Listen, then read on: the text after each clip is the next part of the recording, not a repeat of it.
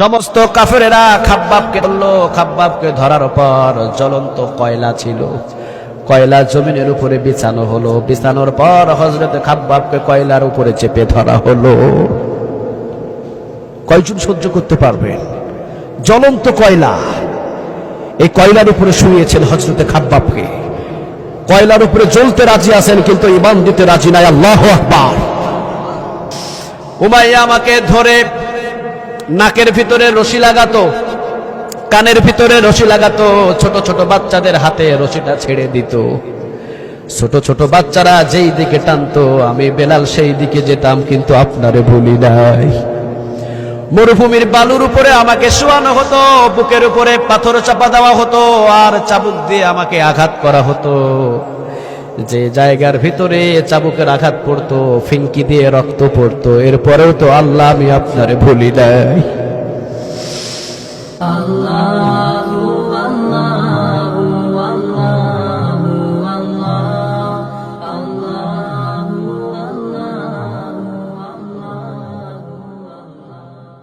পরীক্ষা আসবে, হাজার হাজার পরীক্ষা আসবে। জীবন চলে যেতে পারে, ছেলে মারা যেতে পারে, মেয়ে মারা যেতে পারে, সম্পদ চলে যেতে পারে, এমনকি বুলেট এসে বুকে লাগতে পারে। এরপরও পরীক্ষাতে টিকে থাকতে হবে। চিল্লা বলেন ঠিক না? জান্নাতে যাওয়া এত সোজা নয়।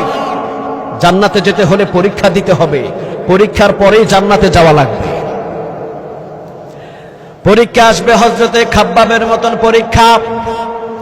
খাব্বাবকে যেভাবে আল্লাহ রাব্বুল আলামিন পরীক্ষা করেছিলেন ওইভাবে পরীক্ষা করবে। ওই পরীক্ষায় খাব্বাব যেই রকম পাশ করেছে আমাদেরকেও পাশ করতে হবে। রাজি আছেন তো?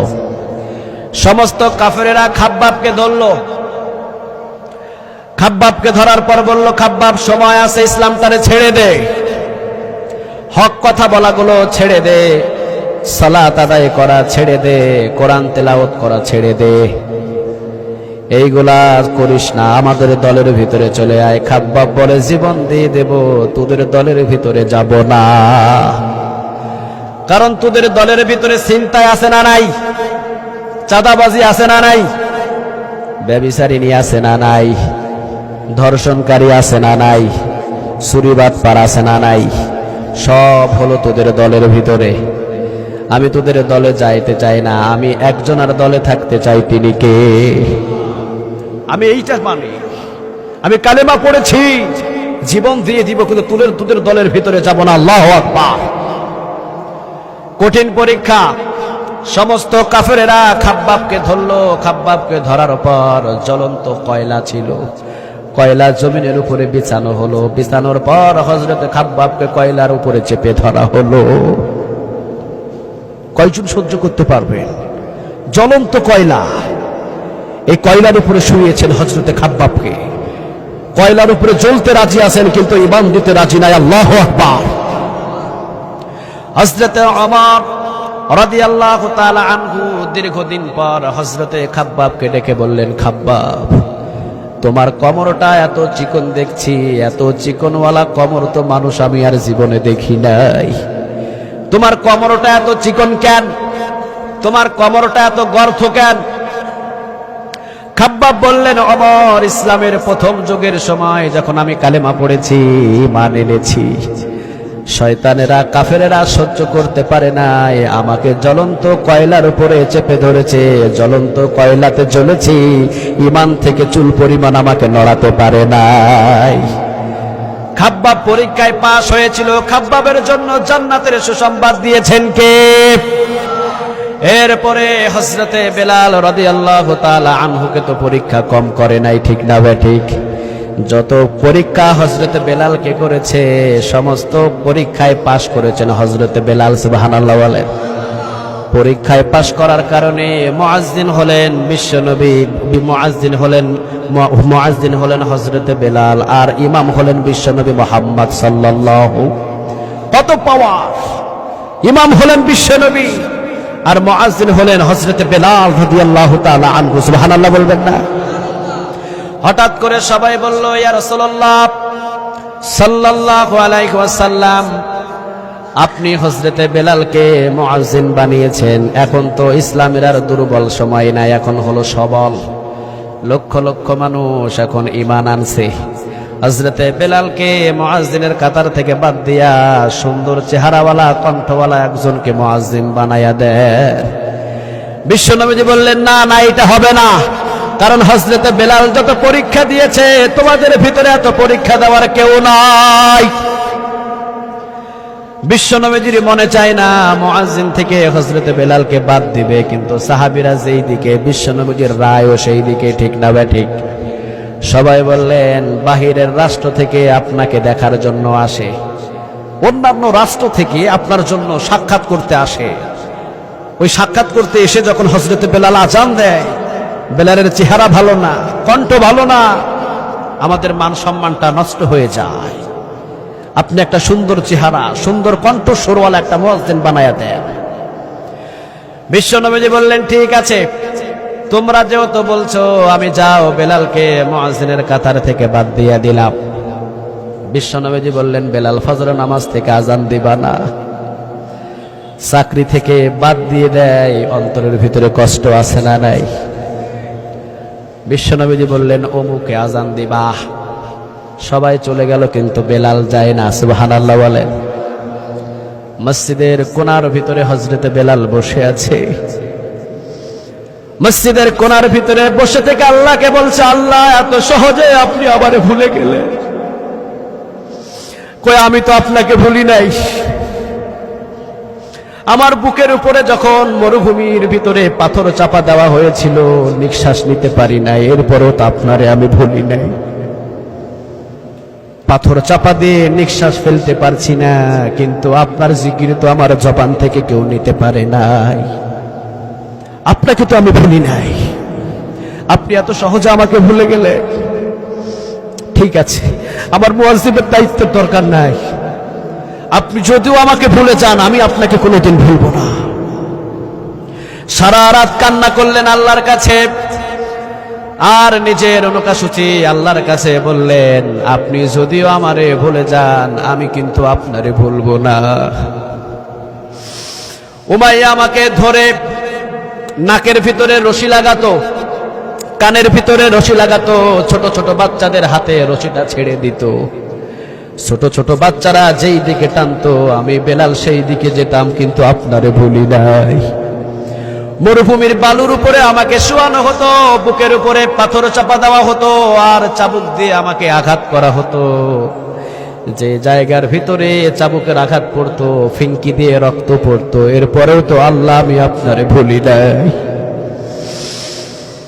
পুরা শরীরটাকে অঙ্কন করে দিল বেলেট দিয়ে, যেভাবে মানুষের শরীরটাকে চিরা হয়, হযরতে বেলালের শরীরটা ওই অবস্থা করেছে।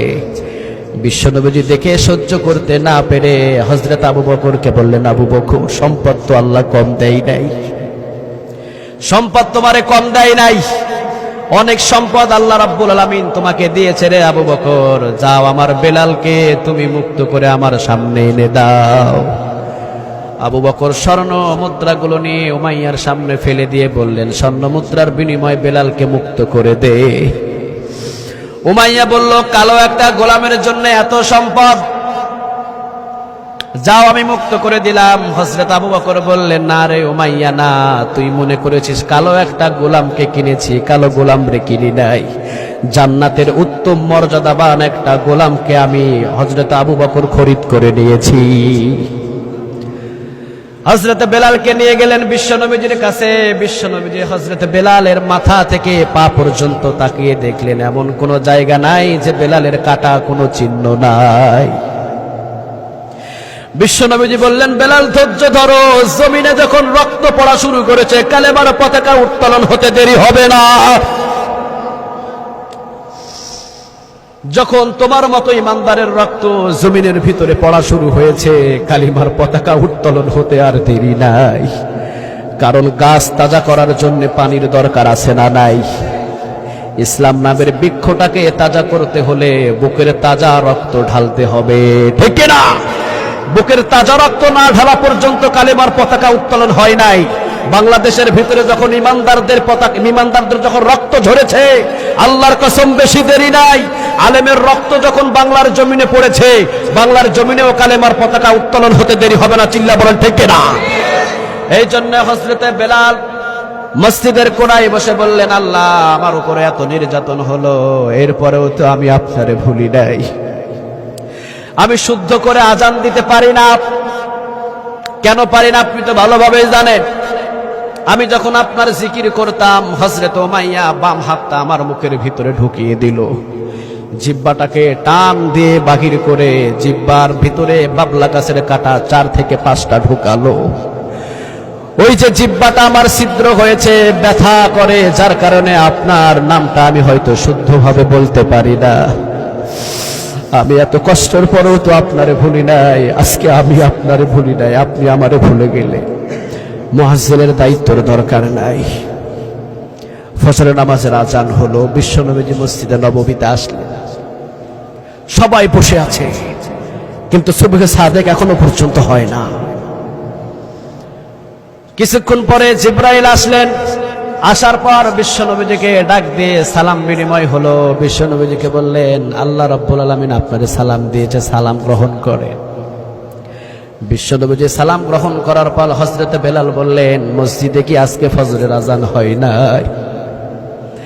বিশ্বনবীজি বললেন, হ্যাঁ আজান হয়েছে, খুব সুন্দর কণ্ঠে। এত সুন্দর কণ্ঠে মসজিদের ভিতরে আজান হয়েছে, যা বলে কোনো শেষ নাই। জিবরাইল বললেন, আজকের ফজরের যে আজান হয়েছে মনে হয় মসজিদের ছাদও পার হয় নাই। কিন্তু আপনার সাহাবী হযরতে বেলাল যদি আজান দেয়, আজানের আওয়াজ আরশে আজিমে গিয়ে ধাক্কা লেগে যায়। আল্লাহ রাব্বুল আলামিন আমাকে পাঠালেন দুনিয়ার ভিতরে, মসজিদে নববীতে আজান হয় না কেন? যাও আমার নবীকে বলো, হযরতে বেলালের মুয়াজ্জিনের সার্টিফিকেট পৃথিবীর কেউ দেয় নাই, আমি আল্লাহ মুয়াজ্জিনের সার্টিফিকেট দান করে দিলাম। হযরতে বেলালকে আমি ভুলি নাই, বেলালকে জানায়া দাও আমি আল্লাহ বেলালকে ভুলি নাই। যত পরীক্ষা করেছি সব পরীক্ষায় হযরতে বেলাল পাশ করেছে। বিশ্বনবীজি থাকবে হলেন ইমাম, আর মুয়াজ্জিন থাকবে হযরতে বেলাল। পরীক্ষা যদি এইরকম আসে, পরীক্ষায় প্রস্তুত দিতে রাজি আছেন তো? পরীক্ষা যদি এর চাইতে কঠিন পরীক্ষা হয়, প্রস্তুত আছেন তো?